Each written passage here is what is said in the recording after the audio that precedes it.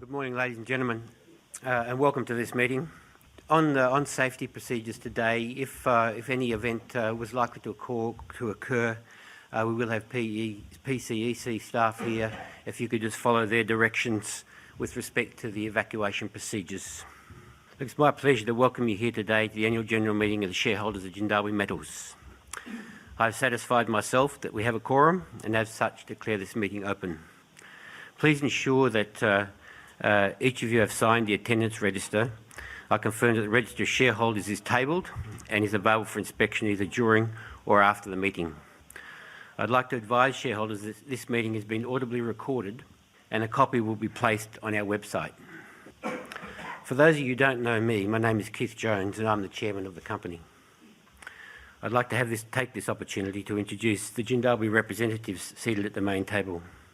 Firstly, Dale Harris, our new CEO, Mike O'Neill, sitting next to him, Mr. Chen Ping, Robin Marshall, Paul Hallam, and our CFO, David Richardson.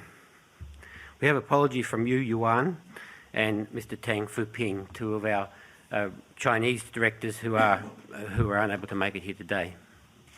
We also have our company secretary, Chris Gerard, and Denise McCormish, representing KPMG, our auditors.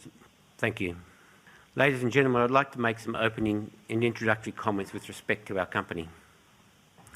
So firstly, welcome to this meeting, and I'm pleased to see that we have a good attendance.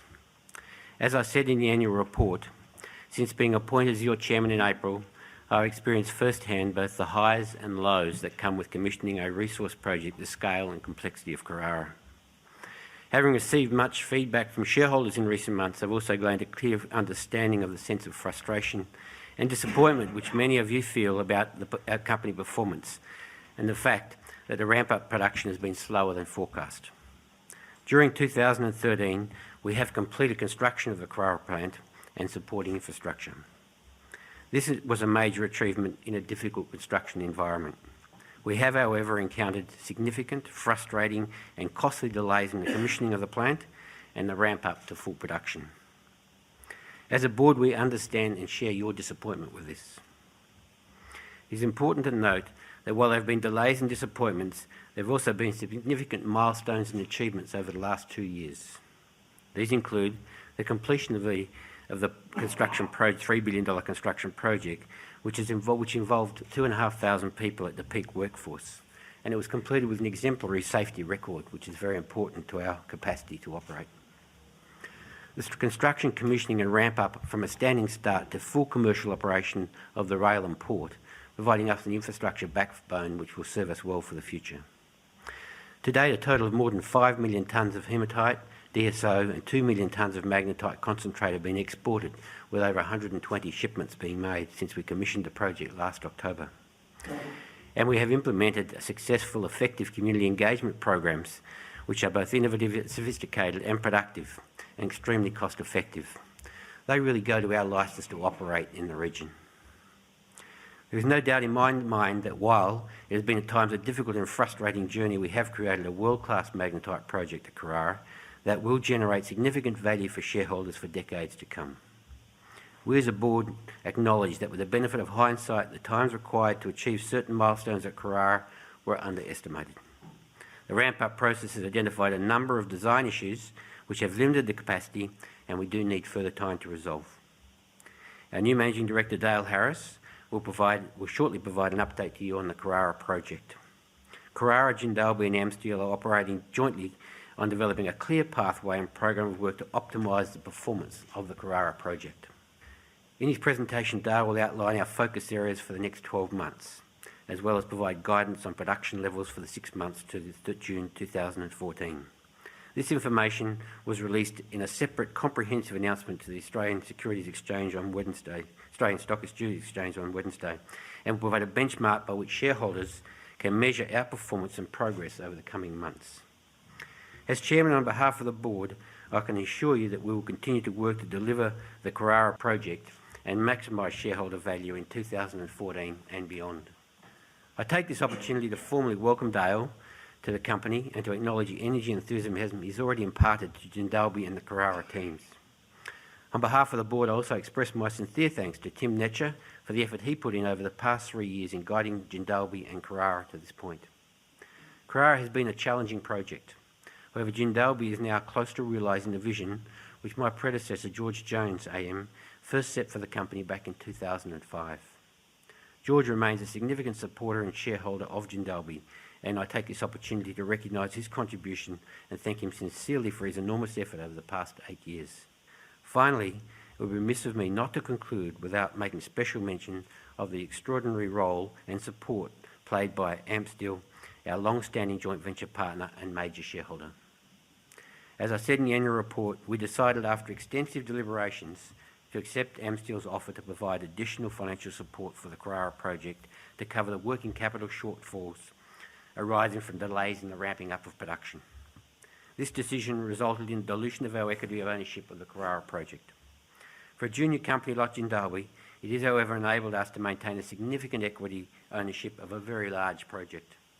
AMP-Steel's willingness to continue to support the Carrara project through this difficult time is testament to the strength of our partnership. Ladies and gentlemen, we have a major project that will deliver value back to shareholders.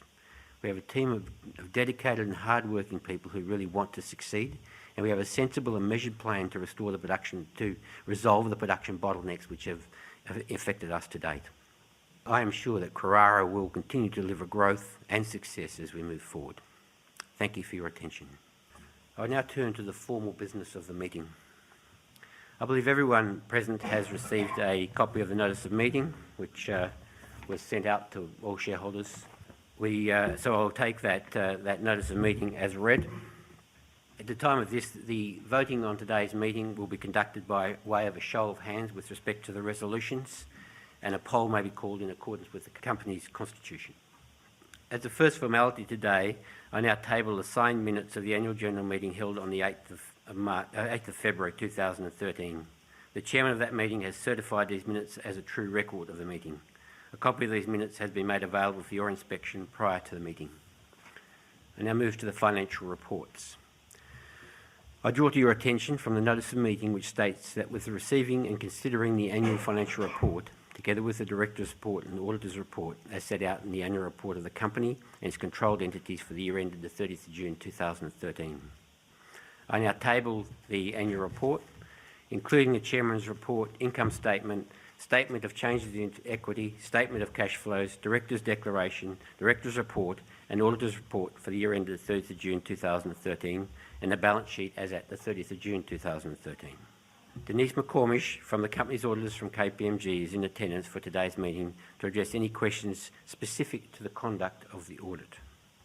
At this point in time, are there any questions with respect to the financial statements of the company? Chairman, John Ferguson's my name. I represent the Australian Shareholders Association. I hold proxies. I've got two questions before I ask those. I'd like to register the appreciation of the ASA for the opportunity to meet with three of your executives earlier in the year. They were very generous with their time and it was greatly appreciated. Thank you, gentlemen. My first question is to do with the auditor's report. The auditor signalled an existence of material uncertainty regarding continuation as a going concern. My question is, has there anything changed since that was written to alter the assessment of the auditor? So that's my first question. Would you like me just to have one at a time, or? Look, I'd rather yes, I'll have the questions one at a time. Look, the first question: the auditors have not been engaged in the activity or review of the activities of the company post the signing of the financial statements, and so they would not be aware of anything from their report that would change that circumstance. My second question is as regards capital raising. November 2012, you raised a significant sum of money, and that raising was done by placements with institutional investors. There was, at a reasonable discount, there was no offer made to the smaller shareholders. I understand some of the reasons behind that, but the net result is a significant dilution of the equity of small shareholders in the company. So my question is that if you have to raise capital again, would you consider a renounceable rights issue to small shareholders. This is something that the ASA is very keen on in terms of a very fair way of raising capital.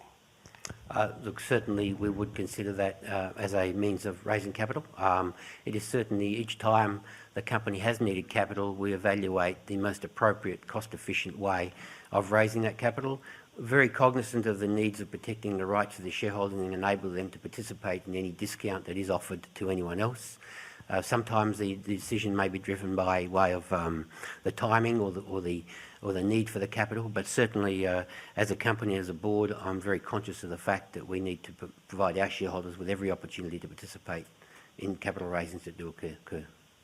So yes, thank you for that. What I would ask, sorry, I didn't clarify process, but if anyone has any further questions, what I'd like you to ask me up to 2 questions, and if there's further questions, we'll take them around the room and come back to you at that point in time. And also, if you could, when you're addressing your questions, speak your name, as do occur on that occasion, and who you represent. So, any further questions with respect to the accounts? No, then we'll take the accounts as passed. We'll now move on to the ordinary resolutions of the meeting. There are an advisory resolution and 2 ordinary resolutions which to be considered at today's meeting as outlined in our notice of meeting. The first is an advisory resolution, and that's with respect to the remuneration report. The 2013 annual report contains a remuneration report which sets out the remuneration policy for the company and reports remuneration arrangements in place for key management personnel. A copy of the report is set out on pages 33 to 42 of the 2013 annual report. It can also be found on the company's website. I therefore now put to the shareholders the following motion: to approve the remuneration report for the year ended the 30th of June 2013. Do I have a seconder for that motion? Thank you. Details of the proxies with respect to this vote on this resolution are provided for on the screen. As provided for in the notice of meeting, I confirm that no key management personnel or closely related parties have voted or will vote on this motion.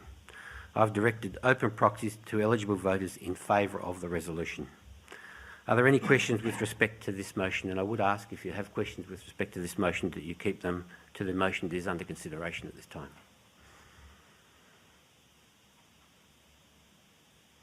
No, then I put the resolution to the meeting. All those in favour, please raise their hands. Against? The resolution is carried. Resolution 1, the election of a director. It's Mr. Keith Jones. The first resolution in the notice meeting is the re-election of myself as a director of the company, and I'll ask Mr. Michael O'Neill to take over the chair for the purpose of this resolution. Michael.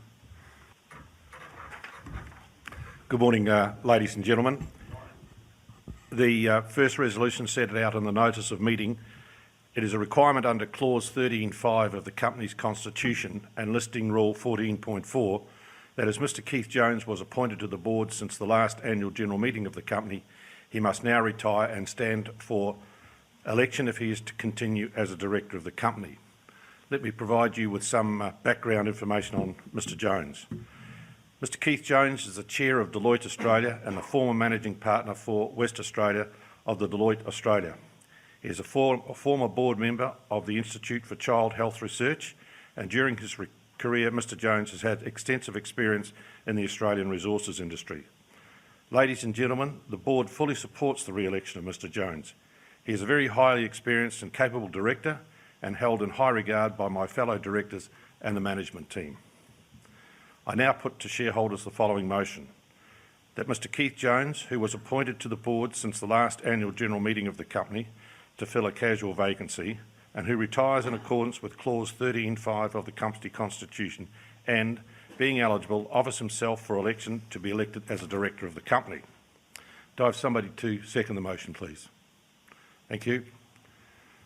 Details of the proxy votes in relation to this resolution are provided on the screen. Are there any questions in relation to this motion? There being no questions, I now put the motion to a vote that Mr. Jones be re-elected as a director. All those in favour? Against? I declare the motion carried. I'll now hand the meeting back to Mr Jones and congratulate him on his election. Thank you, Michael, and thank you for the re-election to the board of Gindalbie. I hope that I can serve you well, and we can make this company into a profitable company as we move forward. Just moving on to the next item on the agenda. The next item is the election of a director, Mr Tang Fu Ping. The second resolution to the meeting to be considered as election of Mr Tang Fu Ping is a director of the company. It is a requirement under clause 13.5 of the company's constitution and listing rule 14.4. Mr Tang Fu Ping was appointed to the board since the last annual general meeting of the company. He must now retire and stand for election if he is to continue as a director of the company. Mr Tang is the general manager of AmSteel Group in Amshan, Liaoning Province, China. He is the chairman of AmSteel Corporation Limited and a former director of AmSteel Group New Steel Limited, AmSteel No. 3 and No. 1 steel making plant, and a former vice chairman of AmSteel Group New Steel Limited. He has served as vice manager and general manager of New Steel Limited. Ladies and gentlemen, the board fully supports the re-election of Mr Tang Fu Ping to the board of Gindalbie. Mr Tang Fu Ping is considered a very experienced and capable director. He is held in high regard by me and my fellow directors and the management team. Mr Tang Fu Ping is important to the future of Gindalbie. I now put to the shareholders the following motion. Mr Tang Fu Ping, who was appointed to the board since the last annual general meeting of the company to fill a casual vacancy, and who retires in accordance with clause 13.5 of the company's constitution, and being eligible offers himself for election, be elected as a director of the company. Do I have somebody to second that resolution? Thank you. Details of the proxy votes with respect to this resolution are now on the screen. Are there any questions with respect to this motion? There being no questions, I put the motion to the meeting. All those in favour, please raise their hand. Thank you. Those against? The motion is carried. Thank you for attending today's meeting. Ladies and gentlemen, I will conclude the formal business of the meeting. On behalf of the board, I thank you for your continued support.